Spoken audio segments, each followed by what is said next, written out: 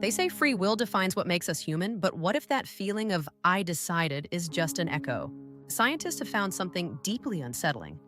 Before you even think of moving your hand, your brain has already made the choice. In a laboratory at the University of California, a man with electrodes on his scalp was told to press a button whenever he felt like it.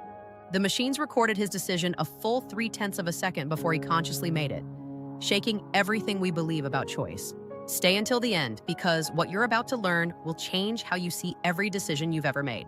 When you decide to raise your hand, you feel like you're in control, thinking, "I will move now," and then your hand moves. But deep inside your brain, things unfold differently. A tiny signal, the readiness potential, begins to rise.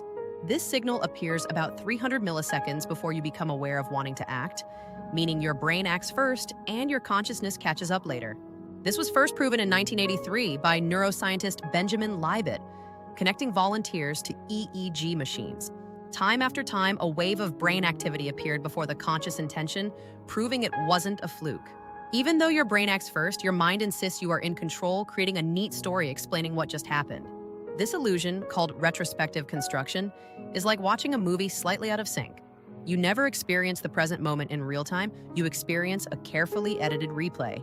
By the time you decide, your neurons have already set things in motion, which is why impulses feel like they just happened. If that's true, then what are we? Machines with memories? Observers behind glass? Philosophers and neuroscientists are divided. Some, like Sam Harris, argue free will is a complete illusion. Others, like Patrick Haggard, suggest consciousness might still have a veto power, a brief window to stop an impulse. Libet himself called this the free won't. So maybe you can't choose your first thought, but you can choose whether to act on it. Modern neuroscience suggests the brain isn't a passive receiver. It's a prediction engine. Every millisecond, it forecasts what's about to happen, adjusting behavior before reality catches up.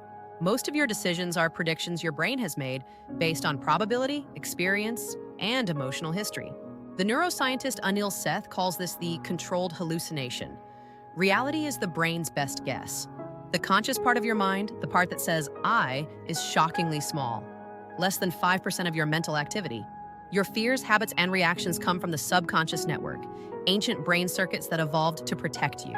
Your logic is a defense lawyer, your emotion is the judge, and the verdict is usually decided before the trial begins. Think about your habits. You don't decide them each morning, you perform them automatically. Neuroscientists at Duke University found nearly 40% of daily actions are habitual, triggered by cues.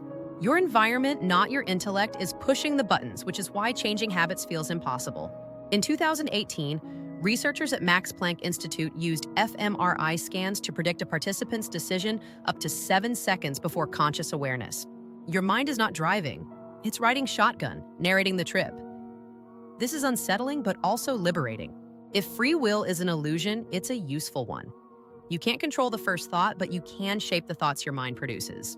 That's neuroplasticity, the brain's ability to rewire itself based on repetition and attention. Every conscious redirection of attention carves a new groove, making the watcher stronger than the impulse. When you realize you're not in full control, the ego panics, but awareness of that panic is where true control begins. You become the observer of the process, not just the process itself, which can reshape neural patterns. Meditation and reflection create new wiring that makes the hidden visible. Awareness isn't power over the system, it's power within it. The hardest truth, you will never be fully in control, but you were never meant to be. The human brain evolved for survival, not self-awareness. Yet you can notice the machinery working beneath you. Maybe the real miracle isn't that you make choices, but that you can witness the illusion and still care to choose anyway. The next time you say, "I don't know why I did that," remember, your brain knew long before you did. But that doesn't make you powerless.